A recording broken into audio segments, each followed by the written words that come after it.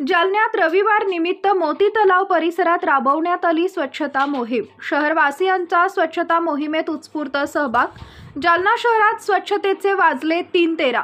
जालना महानगरपालिकेचे सोयीस्कर दुर्लक्ष। आज दिनांक 23 रोजी रविवारी दुपारी 1 वाजता मिळालेल्या माहितीनुसार जालन्यात स्वच्छतेचे 3-13 वाजले। परिणामी विविध आजार पसरण्याची भीती जालनेकरांमध्ये निर्माण झाली आहे। जालन्यात कचऱ्याचे ढिगार वाढले।